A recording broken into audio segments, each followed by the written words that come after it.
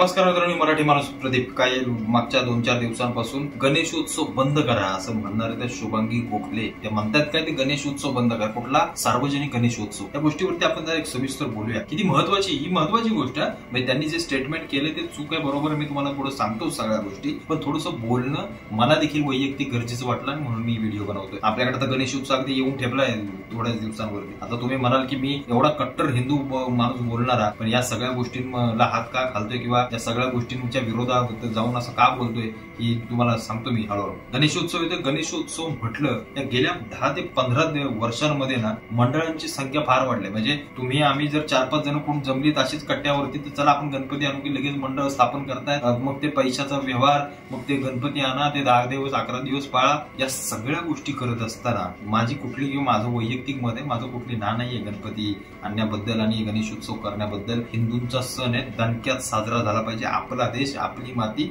आपली संस्कृती, इथं आपला हा आवाज असणारच. पण या सगळ्या गोष्टींवरती त्या शुभांगी गोखले ज्या बोलतायत त्यातल्या काही गोष्टी चुकीच्या आहेत. मी त्याला पुढे बोलतो त्याच्याविषयी, पण काही गोष्टी फार महत्वाच्या आहेत आणि त्या मला वैयक्तिक म्हणजे असं वाटलं की ते बोलाव्या. सगळ्यात पहिली आणि महत्वाची गोष्ट म्हणजे गणपतीच्या दरम्यान केला जाणारा धिंगाणा. म्हणजे जो गणपती उत्सव आम्ही 11 दिवस पाळायला पाहिजे, तो गणपती उत्सव राहायला बाजूला आमच्या पोरांचा नको तो नंगा नाच असतो. म्हणजे सगळ्यांचाच नाही म्हणत, पण अनेक पोरं, अनेक लोक अक्षरशः घाणेरडी म्हणजे इतक्या किळसवाण्या गोष्टी करतात या गणेशोत्सवाच्या दरम्यान की तुम्ही काही विचारू नका. मी तुम्हाला खुलेआम बोलतो, खुलेआम बिंदास बोलतो. पहिली गोष्ट म्हणजे या गणेशोत्सवाच्या गर्दींमध्ये जेव्हा जेव्हा सार्वजनिक लोक हे सगळ्या गोष्टी करतात, मग ते वर्गणी मागण्यासाठी असोत, मग ते वर्गणी म्हणजे प्रश्न वर्गणी मागण्याचा नाहीये, प्रश्न वर्गणी त्यांच्याकडून घेण्याचा नाहीये. तुम्ही आवर्जून घ्या, जो 10 रुपये देत असेल 10 घ्या, 100 देत असेल 100 घ्या, पण सक्तीनंच ते करणं हे मात्र थोडंसं चुकीचं.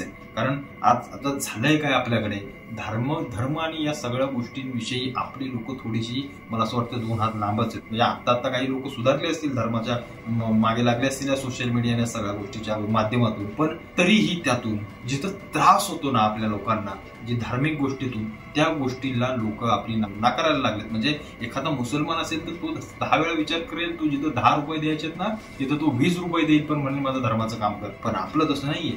आपला माणूस म्हणेल 10 रुपये घे, गपचूप घे आणि तुझं तू काम कर. अशी आपली सगळी परिस्थिती आपण पाहतोय. ठीक आहे, त्यांचंही बरोबर आहे, पण कुठेतरी या सगळ्या गोष्टींचा विपर्यास देखील होतो, एवढं फार महत्वाचं आहे. म्हणजे अगदी मला असं वाटतंय धमक्या देऊन आणि या सगळ्या गोष्टी करून वर्गणी जमवली जाते. त्या वर्गणीचं पुढे काय होत असेल ते त्या मंडळालाच माहिती, त्या सगळ्या गोष्टींनाच माहिती. पण याच्यातून अनेक ठिकाणी वैमनस्य वाढवली जातात. म्हणजे जो गणेशोत्सव म्हणजे अगदी 15 फुटाचीच मूर्ती पाहिजे, 40 फुटाचीच मूर्ती पाहिजे, 50 फुटाचीच पाहिजे, ह्याचा गणपती मोठा की त्याचा गणपती मोठा. आम्हाला हेच समजलं नाही की जो आम्ही गणपती पुजतोय त्या गणपतीची रूप हे एकच आहे. त्या मंडळाचा असला काय, या मंडळाचा असला काय, पण तो गणपतीच पुजतोय. त्या सगळ्या गोष्टी कुठेतरी फार महत्वाच्या आहेत. म्हणजे लालबागच्या राजालाच पाया पडल्यानंतर आम्हाला गणपती पावतो आणि त्याच्या आजूबाजूचा कुठला गणपती असेल तर त्याला पाया पडलो तर आम्ही नाही आम्हाला तो पावत. ही सगळ्यात महत्वाची गोष्ट नाही का? म्हणजे जो गणपती 365 दिवस एखाद्या मंदिरात आहे, त्या मंदिरामध्ये आम्ही कधी माथाही टेकायला जात, पण जो गणपती आमचा 11 दिवस येतोय काय, मंडपामध्ये बसतोय काय, त्याच्यामध्ये आम्ही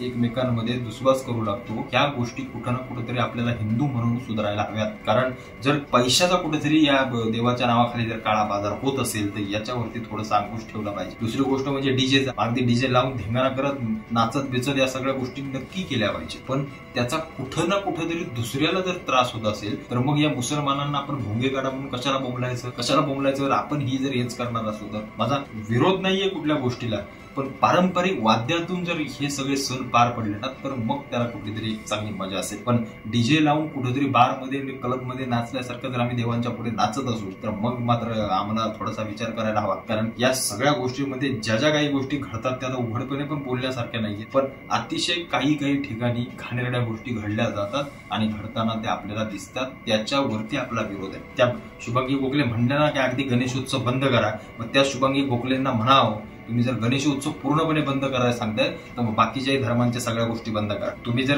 काही गोष्टी आहेत त्या चुकीच्या आहेत तर त्या चुकीच्या आहेत, त्याच्याबद्दल आपल्याला वाद नाही, पण तुम्ही जर गणेशोत्सव बंद करा जर अशा काही सार्वजनिक आणि मग काहीतरी आवाज उठवत असाल, तुम्ही जर सेक्युलरच्या आरशात जर बघत असाल तर मग मात्र तुम्हाला असं वाटतंय ना 11 दिवस तर 11 दिवस कुठेतरी त्या महाबळेश्वरला जाऊन शांत कुठेतरी जाऊन राहा. तुम्हाला जर एवढंच सगळ्या गोष्टी होत असेल, पण ज्या गोष्टी चुकीच्या आहेत त्याच्याबद्दल चुकीच्या आहेत, मग त्या वर्गणीच्या धमक्या असोत, कुणाला जबरदस्तीने पैसे घेणे असोत, त्या नको तेवढा डीजेचा आवाज, डीजे लावण्याबद्दल ना वाद नाहीये, पण नको तेवढा आवाज करून नको तसले वेडे चाळे करत काहीतरी नको त्या फाजील गोष्टी करणं हे मात्र चुकीचं आहे. कारण 11 दिवस आलेल्या गणपतीची जर आम्ही ध्यान साधनाने व्यवस्थित जर त्या सगळ्या गोष्टी केल्या तर नक्कीच आपल्या आयुष्यामध्ये चांगला बदल घडेल. पण कुठेतरी असा विपर्यास करून काहीतरी नको त्या गोष्टींच्या जर मार्गे तुम्ही लागत असाल, पैसा कमवण्याचा जर व्यवसाय म्हणून जर तुम्ही या सगळ्या गोष्टींकडे जर मंडळ म्हणून तुम्ही पाहत असाल तर हे मग मात्र चुकीचं आहे. आणि याच्यावरती सरकारने पण काहीतरी बंधनं घातली पाहिजे. कारण किती मूर्त्या मोठ्या असल्या काय असलं म्हणून